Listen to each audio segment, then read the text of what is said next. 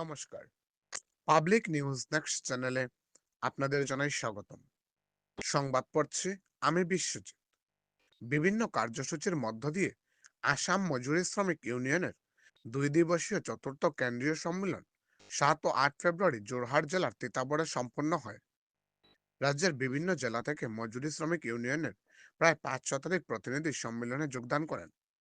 শনিবার দুপুরে শ্রমিক ইউনিয়নের লাল পতাকা উত্তোলন করেন সংগঠনের কেন্দ্রীয় কমিটির কর্মকর্তারা। রবিবার সম্মেলনের প্রকাশ্য সভায় বক্তব্য রাখতে গিয়ে বিভিন্ন বক্তা ফ্যাসিবাদের তীব্র বিরোধিতা করে ও শ্রমিকদের বিভিন্ন দাবি দাওয়া নিয়ে বক্তব্য রাখেন। এদিন অন্যান্যদের মধ্যে প্রাসঙ্গিক বক্তব্য রাখেন আসাম মজুরি শ্রমিক ইউনিয়নের সভাপতি যোগেশ ভট্ট, সম্পাদক মৃণাল কান্তি সোম, প্রণব দলে, নিতুল বরা, ঋতুরাজ গোস্বামী এবং অরিন্দম দেব। আসাম মজুরি শ্রমিক ইউনিয়নের চতুর্থ কেন্দ্রীয় সম্মেলনের কিছু মুহূর্ত দেখে নেই পাবলিক নিউজ নেক্সট চ্যানেলের ক্যামেরায়। ধন্যবাদ। বেংগালুৰুৰ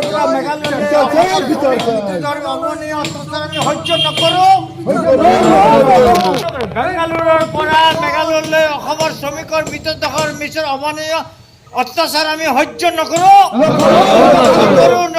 জিন্দাবাদ জিন্দাবাদ জিন্দাবাদ ইনকলাব জিন্দাবাদ জিন্দাবাদ জিন্দাবাদ এনটিওয়াই জিন্দাবাদ জিন্দাবাদ জিন্দাবাদ এনটিওয়াই জিন্দাবাদ জিন্দাবাদ জিন্দাবাদ এনটিওয়াই জিন্দাবাদ জিন্দাবাদ জিন্দাবাদ অসম মজুরি শ্রমিক ইউনিয়নের চতুর্থ রাজ্যিক সম্মেলন সফল করো অসম মজুরি সফল করো সফল করো অসম মজুরি শ্রমিক ইউনিয়নের চতুর্থ রাজ্যিক সম্মেলন সফল করো অসম মজুরি শ্রমিক ইউনিয়নের চতুর্থ রাজ্যিক সম্মেলন সফল করো ইনকলাব জিন্দাবাদ জিন্দাবাদ জিন্দাবাদ ইনকলাব জিন্দাবাদ জিন্দাবাদ জিন্দাবাদ জিন্দাবাদ ফেসিবাদ মুর্দাবাদ জিন্দাবাদ মুর্দাবাদ ফেসিবাদ মানা নাই না মানু না মানো না মানো এনটিওয়াই জিন্দাবাদ জিন্দাবাদ জিন্দাবাদ মজুরি শ্রমিক ইউনিয়ন জিন্দাবাদ জিন্দাবাদ জিন্দাবাদ ফেসিবাদ মানা নাই না মানু না মানো না মানো ইনকলাব জিন্দাবাদ জিন্দাবাদ জিন্দাবাদ শ্রমিক ঐক্য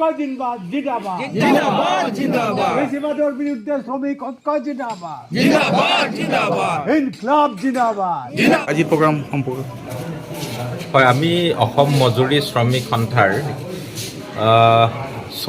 চতুৰ্থ বাৰ্ষিক যি কেন্দ্ৰীয় সন্মিলন আজি আমাৰ তিতাবৰত আয়োজিত হৈছে, তালৈ আমি আহিছোঁ। ইয়াত বিভিন্ন নেতৃবৃন্দৰ লগতে অসমৰ বহু ঠাইৰ শ্ৰমিক জনগণ আহি ইয়াত উপস্থিত হৈছে।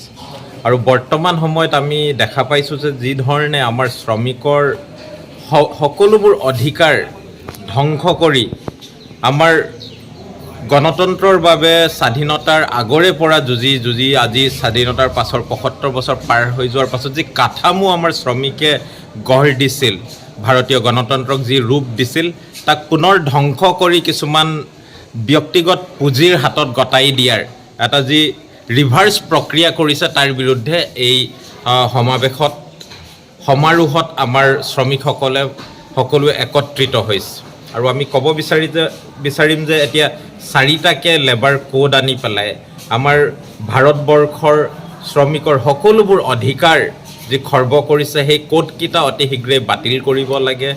লগতে এতিয়া আমি দেখা পাইছোঁ যে গাঁও অঞ্চলত এটি অত্যাধিক গুৰুত্বপূৰ্ণ যি আইন আছিলে আমাৰ এনৰেগা আইন, national rural employment guarantee act, সেইখনক এতিয়া আঁচনিলৈ ৰূপান্তৰ কৰি আমাৰ 100 দিন যি কাম পোৱাৰ মজুৰি পোৱাৰ যি অধিকাৰ আছিল তাক হনন কৰিছে। আৰু লগতে এতিয়া বৰ্তমান যিবোৰ ট্ৰেড ইউনিয়ন ট্ৰেড যি এগ্ৰিমেণ্টসমূহ হৈছে আমেৰিকাৰ লগতে বিভিন্ন মেক্সিকোৰ লগত, যিসমূহ দেশত আমাৰ ভাৰতবৰ্ষই অতিমাত্ৰিক আমাৰ বস্তুসমূহ উৎপাদনসমূহ কৃষি সঁজুলিৰ পৰা কৃষি উৎপাদনৰ পৰা ধৰি আমাৰ অত্যাধুনিক বিভিন্ন ধৰণৰ সঁজুলি আমি বিক্ৰী কৰিব পাৰিছিলোঁ, এতিয়া দেখা পাইছোঁ যে আমেৰিকাই সেই সকলোবোৰো বন্ধ কৰিছে। আৰু এই পৰিস্থিতিত আমি সঁচাই চিন্তিত। আজিৰ এই সন্মিলনত তাকে উত্থাপিত হৈছে যে আমি সঁচাই চিন্তিত যে ভাৰতৰ ভৱিষ্যত নৰেন্দ্ৰ মোদী চৰকাৰে কোন দিশলৈ লৈ গৈছে। Name and designation? মই প্ৰণৱ দলে বোকাখাটৰ বাসিন্দা, লগতে ৰাজনৈতিকভাৱে জড়িত থকাৰ লগতে আমি মানৱ অধিকাৰ আৰু সামাজিক অধিকাৰৰ কাৰণে আমি প্ৰতিখনে যুঁজি আছোঁ। আৰু আমি সমগ্ৰ অসমত যি এতিয়া joint land struggle action committee ৰূপে আমি প্ৰায় অসমৰ 15টাকে জনসংগঠনৰ যি সমূহ আছে তাৰ এজন কনভিনাৰ হিচাপে আমি আছোঁ। আৰু অসমত এইবাৰ বিজেপিক পৰাস্ত কৰিবৰ কাৰণে আমি চাৰিওফালে কাম কাজ কৰি আছোঁ। সম্পৰ্কটো অলপ কওক। এতিয়া অমানৱিক যি উচ্ছেদ কাৰ্যত এইখন চৰকাৰ লিপ্ত হৈছে। এতিয়া আমাৰ অসমৰ মানুহক প্ৰতিশ্ৰুতি দিছিল এইখন চৰকাৰে যে জাতি মাটি ভেটি ৰক্ষা কৰাৰ কথা, আৰু এতিয়া তেখেতসকলে যি প্ৰতিশ্ৰুতি দিছিল সেইসমূহ কাম সম্পন্ন কৰিব নোৱাৰিলে।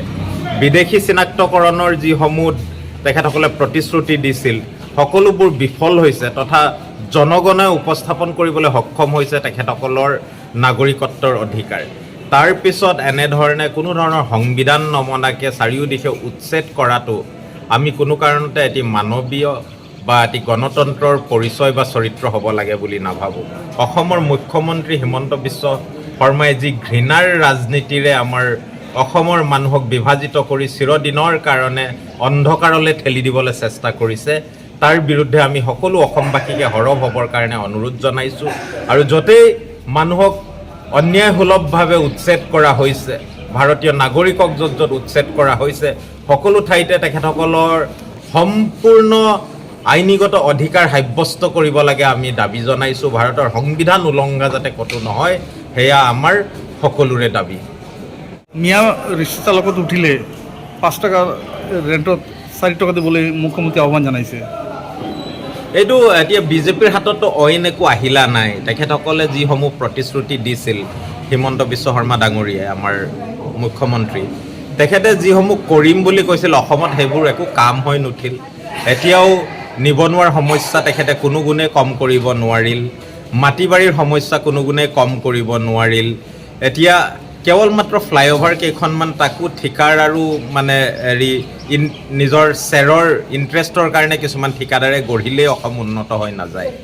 আৰু আমি এতিয়া যেতিয়া দেখা পাইছোঁ যে তেখেতসকলৰ এতিয়া ডাইৰেক্ট বেনিফিট ট্ৰেন্সফাৰৰ পৰা ধৰি বিভিন্ন পন্থাই যেতিয়া কাম দিয়া নাই, তেতিয়া মানুহৰ মাজত কাজিয়া লগাব চেষ্টা কৰিছে। এইটো অতি ধৰক মানে মধ্যযুগৰতো হয়তো এনেধৰণৰ কথা বতৰা ৰজা মহাৰাজাসকলে কোৱা নাছিল যে কোনোবা এটা সম্প্ৰদায়ক শ্ৰম কৰি খোৱা শ্ৰেণীক যে এনেধৰণে শোষণ কৰিব লাগে বুলি। অসমৰ ল'ৰা ছোৱালীক কি শিক্ষা দিব এজন মুখ্যমন্ত্ৰী, যিজন মুখ্যমন্ত্ৰীয়ে কয় যে এজন শ্ৰমিকক, শ্ৰম কৰি খোৱা মানুহজনক, ৰিক্সা চালকজনক, ঠেলা চালকজনক, যি অ'লা উবেৰ চালকজনক আপুনি ধৰ্মৰ নামত কমকৈ পইচা দিব, যে শোষণ কৰিব। আমি কি অসমীয়া মানুহে কি আনক শোষণ কৰি খাম নেকি? আমি কাকো শোষণ নকৰোঁ। এইবোৰ সকলো অসমীয়া মানুহ হয়, তেখেতসকলে কাম বন কৰি খাইছে। এই ধৰণৰ মৰেল কৰাপশ্যন আৰু ডিগ্ৰেডেশ্যন কোনো কাৰণতে অসমত হ'ব নালাগে। আমি অসমখনত সকলোৱে সমগ্ৰ ধুবুৰীৰ পৰা একেবাৰে শদিয়া, আমাৰ মাৰ্ঘেৰিটা, লিডুলৈকে যিমান অঞ্চল আছে, আমাৰ শিলচৰ, বৰাক, হাইলাকান্দিৰ পৰা ধৰি উত্তৰে পূবে পশ্চিমে দক্ষিণে যি অসমখন গঢ়িবলৈ ইমান কষ্ট কৰা হৈছে ৰাইজে, তাক এই বিজেপি চৰকাৰে ধ্বংস কৰিব বিচাৰিছে। আৰু এইসমূহ কথাক আমি ধিক্কাৰ দিছোঁ আৰু গৰিহণা জনাইছোঁ।